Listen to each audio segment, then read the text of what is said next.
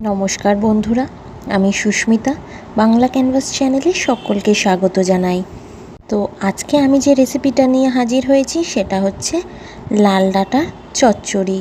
তো লাল ডাঁটার চচ্চড়ি কিভাবে করবেন, সুন্দর একটি স্বাদের রেসিপি যদি করতে চান, যেটা আপনি খুব ভালোভাবে করতে পারবেন, বাড়িতে ভাত রুটি লুচি যার সাথে ইচ্ছা খেতে পারবেন, খেয়ে কিন্তু মনে একটা তৃপ্তি আসবে। তো যা যা সবজি আমি দিচ্ছি একটা থালায় আমি রেখেছি।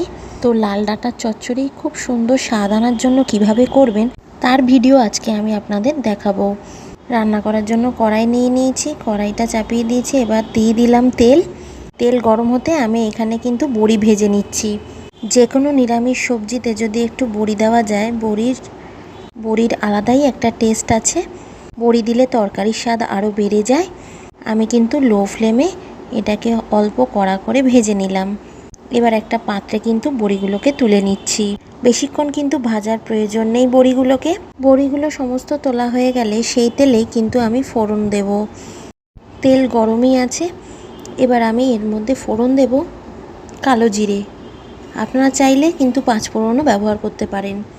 আমি রান্নাটা কালো জিরে দিয়েই করছি। কালো জিরেটা একটুখানি হালকা 5 সেকেন্ড মতো ভাজা হচ্ছে। এর মধ্যে দিয়ে দিচ্ছি 3টে কাঁচা লঙ্কা। আমি কিন্তু লঙ্কাটা বাটিনি, লঙ্কাটাকে খালি একটুখানি ছিঁড়ে দিয়ে দিলাম। 15-20 সেকেন্ড মতো কিন্তু ফোড়নটাকে ভালো করে ভেজে নিতে হবে। ফোড়ন থেকে এবার বেশ ভালোই গন্ধ ছাড়ছে।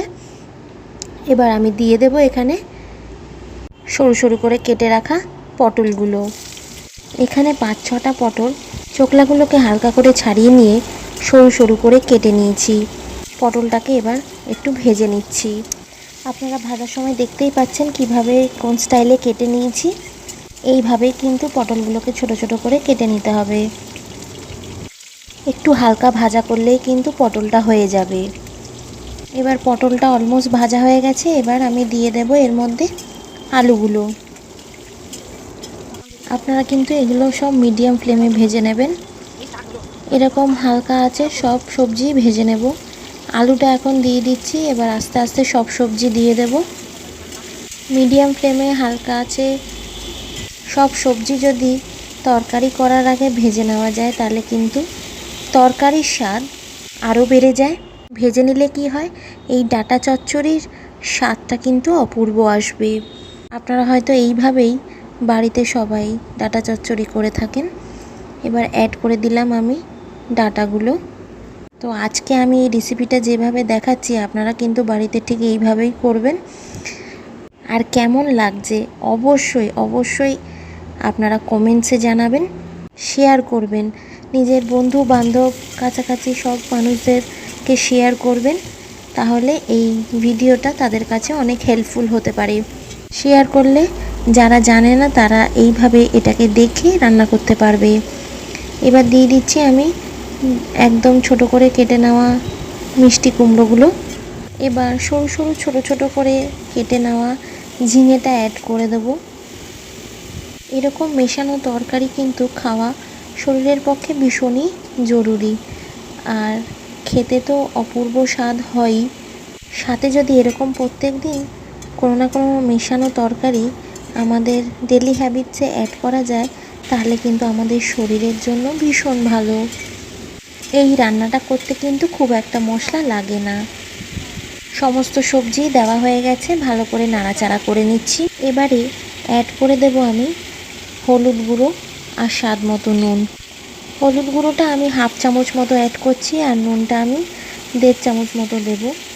আপনারা একটু চিন্তা ভাবনা করে আপনাদের স্বাদ অনুযায়ী যতটা আপনাদের প্রয়োজন ততটা হলুদ আর নুন ব্যবহার করবেন। একটা নির্দিষ্ট পরিমাণে নুন হলুদ আর চিনি ব্যবহার করবেন, সেটা আপনারা সব কিছুই ডেসক্রিপশন বক্সে পেয়ে যাবেন। নুন হলুদটা দিয়ে আমি কিন্তু লো ফ্লেমে ভালো করে সবজিগুলোকে আরও ভেজে নিচ্ছি। আপনাদের কাছে অনুরোধ রইল এই ভিডিওটা পুরো দেখার চেষ্টা করুন। ভালো করে ভাজা হয়ে গেলে আমি কিন্তু 4-5 মিনিটের জন্য সবজিগুলোকে ঢাকা দিয়ে রান্না করব যাতে নরম হয়ে যায়। আর এদিকে আমি একটা পেস্ট তৈরি করে নিচ্ছি। দিয়ে দিয়েছি এখানে 1 চামচ মতো কালো সর্ষে, দিয়ে দিলাম এখানে 1 চামচ মতো হলুদ সর্ষে, অ্যাড করলাম অল্প জল। আপনারা চাইলে এখানে আরও 2 কি 3টে কাঁচা লঙ্কা ব্যবহার করতে পারেন, আমি দিলাম না, কারণ রান্নাতে ফোড়নেই আমি তখন কাঁচা লঙ্কা দিয়েছি। এর থেকে বেশি এই মেশানো তরকারিতে ঝালের কোনো প্রয়োজনই নেই, আপনারা চাইলে ব্যবহার করতেই পারেন। দিলাম এখানে অল্প 1/2 চামচ মতো নুন। এবার ওটা একটা ভালো পেস্ট তৈরি করে নেব।